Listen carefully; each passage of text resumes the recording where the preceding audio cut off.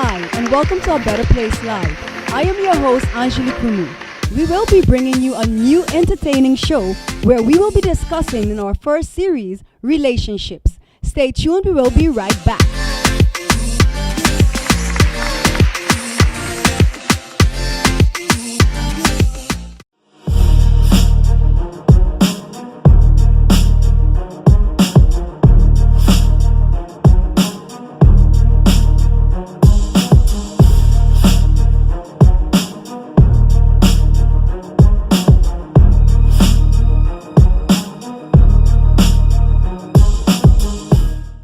Hey guys, did you know that now with Telcel, if you accumulate $25 or more within one calendar month, you get 15 more?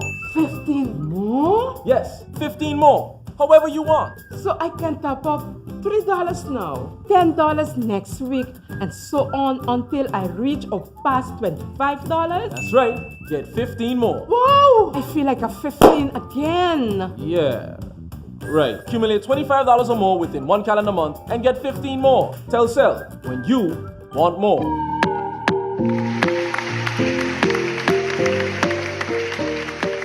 So in the last interview, we talked about, how you guys met, how you managed to keep your relationship, lasting that long.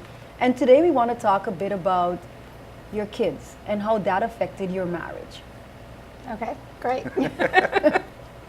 So tell us, we know a lot of couples say that when they get children, things change and the husband complains that the wife no longer pays him any attention. What was that like for you? About the same. No, I think in any relationship you go through phases, and there's that honeymoon phase, the single parent phase, or single couple, no kids, I should say.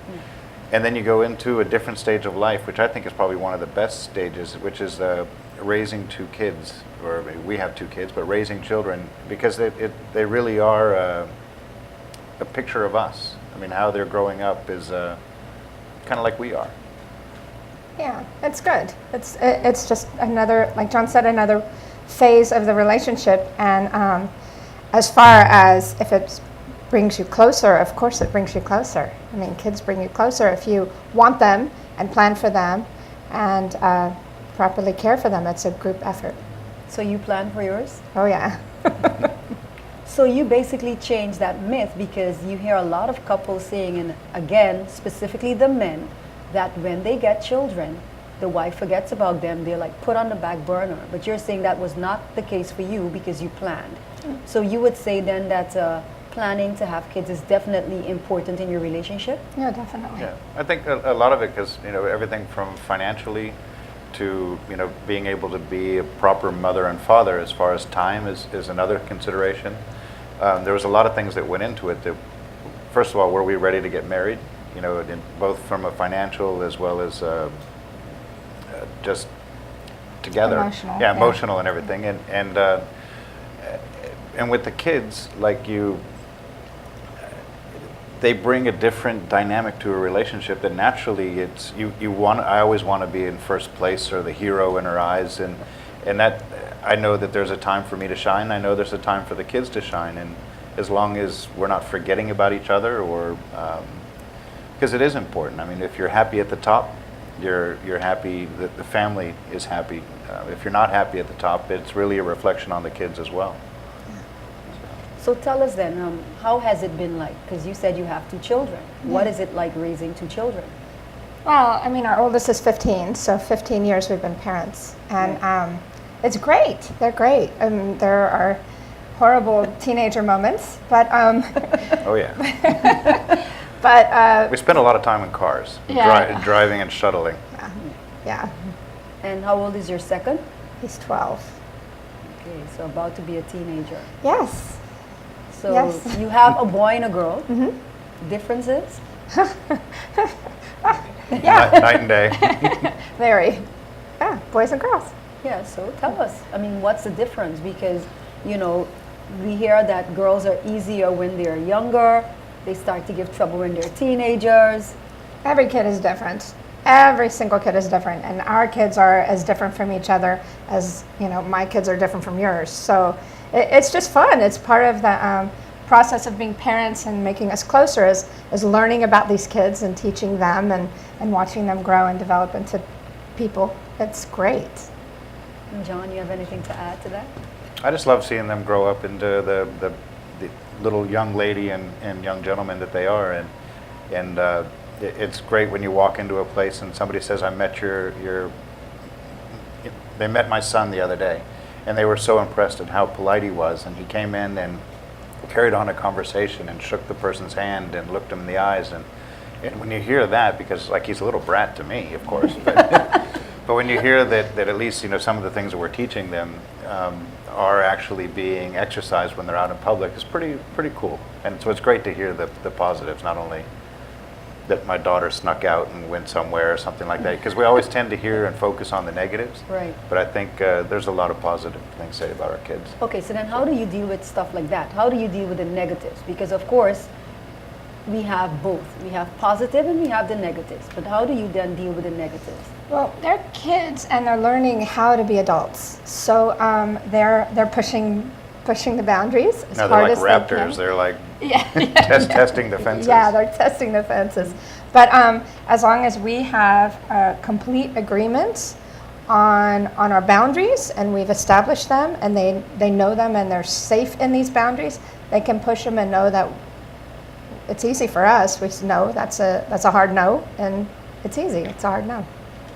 Yeah, because of course, we have that also, where the children try to play dad against mom and mom against dad, because dad might say yes, mom might say no. How do you deal with that?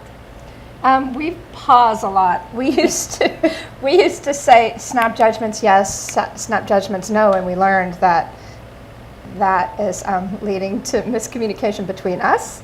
So we say, I don't know, I'll talk it over with your dad, or I don't know, I'll talk it over with your mom, and then okay, that's not working anymore. So they figure out new ways, and we have to evolve. But they're smart. I mean, if they were dumb, it would be easy. They're great negotiators. There's that. Okay, so then you talked about you mentioned something about like sneaking out. Are those type of things that you encounter with your teenage children? Yes. Really? And it's actually, since it's, a lot of people know us, and so it doesn't take very long before, hey John, do you know where your daughter is or your son is? Do you know where they're not supposed to be? And that doesn't take very long to get back to us, and it's they don't like it so much. Well, they're but still in the place they're Yeah. not supposed to be. We get like a photo of them. It's like, okay. And then how do you deal with that? the coconut telegraph travels fast here. That's the. Yeah. Again, it goes back to boundaries and the crime and punishment. I mean, if there's something that they do that is wrong, then there's obviously consequences for it. And just as if they do something right, there's always reward for doing good things. So we try to keep that balance. I mean, if they do cross the line, then yeah, there's consequences. Unfortunately, it's time for us to take our first break. When we come back, we'll take some questions from the audience. Okay.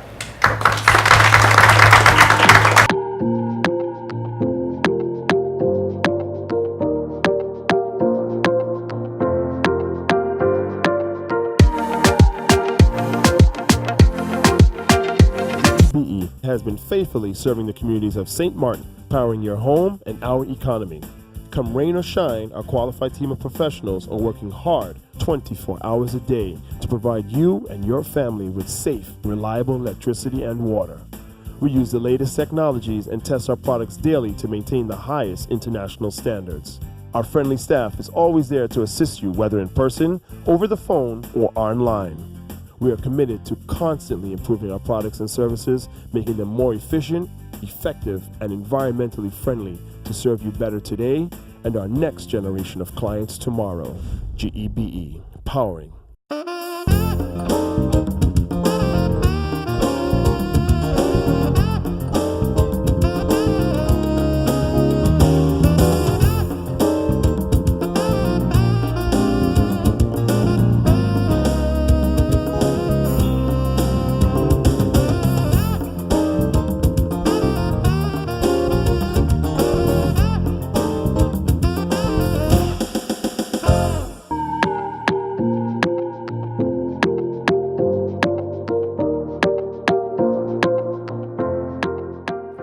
Welcome back to BETTA Place Live.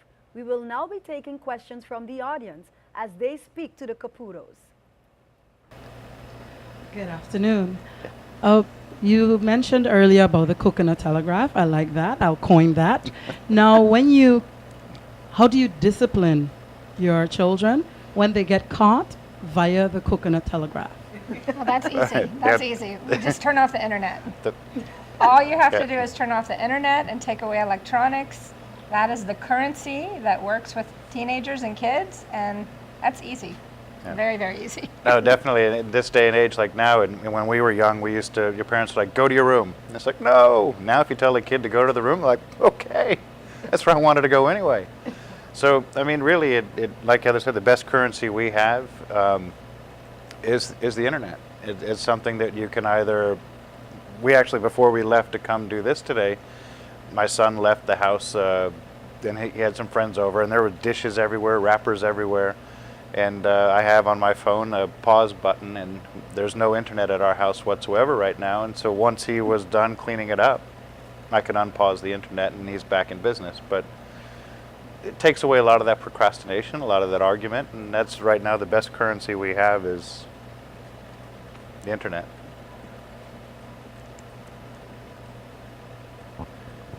Good afternoon. Afternoon.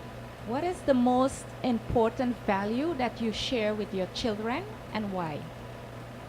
Oh, that's a hard one. I think the most important value that we share with our children, and I am so happy and proud that they are showing it, is empathy. We teach them always put yourself in somebody else's shoes. When they were little, we would drive in the car and pick out something good we wanted to see and everything. Like, even if they were crabby and didn't want to think about anything good, okay, what's your favorite color? Okay, find that color, point it out on the drive to school. So we try to encourage them to seek the positive and also to be empathetic in every situation. A lot of things we do, I always say take the high road. You know, that there's always situations that you might feel like you could call it squash someone or really get the best of someone but always I think the high road always wins, and you know, you might not come out looking great at that moment, but knowing that you're doing the right thing and being empathetic and is always in the long run, it makes you a better person, and call it karma, call it whatever, eventually it comes back to get you if you're not that person. So. Good afternoon, Mr. and Mrs. Caputo. My question to you is, how did you deal with your kids in a sense of, did they compete with each other a lot? Did they fight a lot? Those two are two important questions to me that I would like to know about. Competing, no, because one's a boy, one's a girl, and they really have different interests. You know, one is really into dance and one is really into soccer. So they don't cross. As far as activities and attention, I mean, we're both always there. I'm always with one, or John's always with one, so they get attention even more than they want. Fighting, yeah, that happens.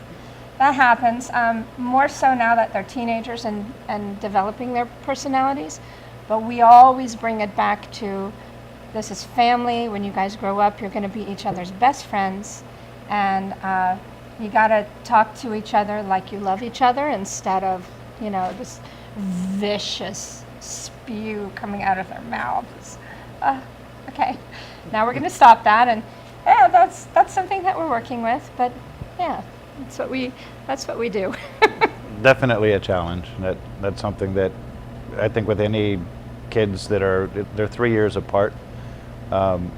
It's always a challenge. I had that with my sister as well, and I think it's anybody here with a sibling, you have, especially in the young teenage years, like Heather said, you're developing your personality.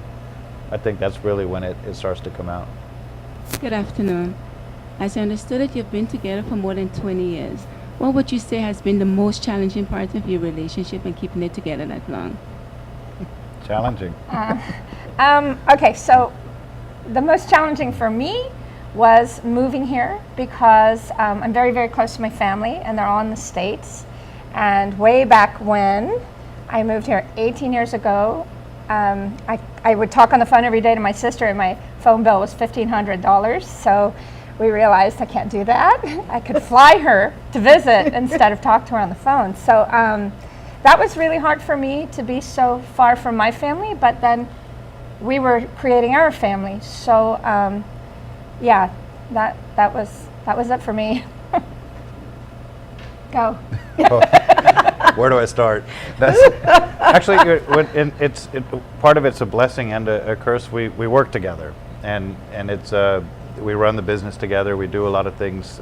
So we're from when we wake up, after the kids are dropped to school, we're at work together. And so there's sometimes, and I think when you depart and you're away for the day, you miss each other, and it goes back to one of your questions earlier. You kind of miss and you do different things, but when we're there in the office together and we see each other, you kind of don't have that conversation at the dinner table at home. You know, hey honey, how was your day? And sometimes as well, it's a challenge because just like kids play you for mother, father, team members play us for mother, good cop, bad cop as well, and they know what to go and ask Heather for, and they know what to come and ask me for, and sometimes that puts us a little bit at what were you thinking, and both ways.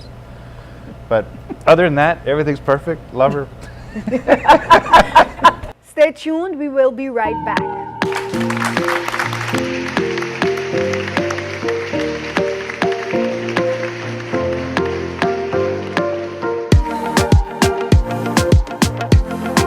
Bob, I see you got a new couch. Now you don't have anything else to worry about. Uh-oh. But don't worry about it. With your Be Sure home insurance, the contents of your home are all covered for free. Are you be sure? Be sure. Yeah, for free.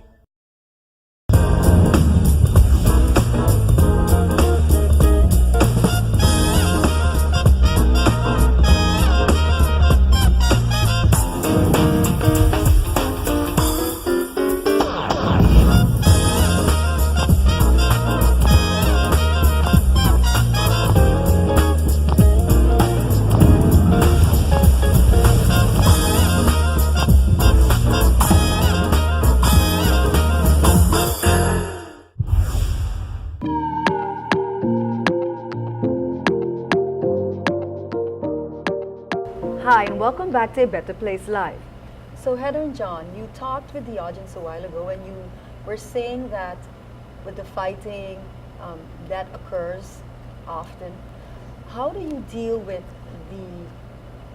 because you have a son, you have a daughter, and you said that because one likes one thing, the other likes the other, they don't really come into each other's way that much where that's concerned. But don't you get the, oh mom, you prefer Grant more, dad, you prefer Heather more, and how do you deal with that? They only throw that out when one of them's in trouble. Yeah, that's like, you're in trouble, and oh, you like her more. So, or she didn't do her dishes last night, so why are you making me do my dishes tonight? Or we'll get that. But we just say, no, I don't. You're my favorite son. She's my favorite daughter. It's easy. So that's how you deal with that. Yeah. They definitely try to throw it out there, and again, they're great negotiators, so we're proud of that, at least, that they're assertive. But at the same time, they know that we go out of our way for them more than most parents do. Yeah. And I grew up with sisters. I have two sisters. So, oh my gosh, the competition was crazy. And, if you got a new shirt that was $50, I better get $50 spent on me for clothes or something like that. So they don't really do that. And I'm glad because my daughter is obsessed with makeup, and her makeup is crazy more expensive than mine.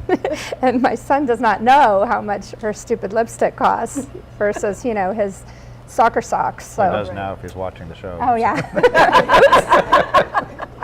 So yeah, they don't keep a tally the way I did with my sisters. What about you? Siblings? I have an older sister, and we were very competitive with each other. Put it like that. But my parents got a divorce, and we kind of went separate ways, and we lived overseas most of my life. And so I went through a long time of almost 7 years where I never really spoke to my sister or didn't get to see my sister, and that now I really regret. You know, looking back, I've developed a relationship with her. We took opposite paths in life, and now we're starting to really reconnect. And I even tell our kids, you know, I really wish that I had some of those years back, because again, you know, you only have your family is something that you have with you for the rest of your life, and I regret that now. Okay, well, I think we're going to take some more questions from the audience. Okay.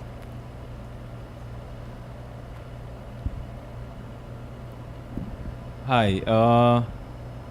Well, you have 2 kids. You said a boy and a girl. Yes. Well, that would be 2 different kind of advice you would be giving your kids as far as finding their own partner when it comes to a relationship. Have you thought about how you would tell your kids to look for their mates, or you would kind of leave that up to them? I don't see that as 2 different sets of advice. They have standards. I mean, we hopefully lead by example of what they want, and our daughter does sometimes say, you know, goals when she sees us do something cute together. But no, they both have to respect themselves, and once they hold themselves in the highest regard, they're going to demand that the partner that they choose will do the same thing. So I don't think that we do anything differently for either of them, no boy, no girl. Every once in a while I'll have to say, like, my daughter has a boyfriend, and I'll say pretty soon that'll be our son being somebody's boyfriend, so calm down the daddy thing. But we hopefully lead by example. I think that's the answer. Yes? Yeah. Okay. Well, let me ask a question now. Yes. So you said calm down the daddy thing. So Right. are you like an overprotective father? No. Yes. No, I'm. We have a hard time because she's 15. We met when Heather was 13 and 11. Okay, but when I say met, we were a little bit more on in our relationship. You know, I guess you could say we were kind of a little bit more than friends, if you will. And she knows some of the things that we were up to through stories or whatever when we were her age. So a lot of times she will go and say, "But you and Dad did this," or why is it not okay that I? So we don't want to be hypocritical, but there's a few things that are like non-negotiables for me, like going out to a certain place or certain places that a 15-year-old shouldn't be. Driving in a car with somebody, especially if unlicensed or whatever.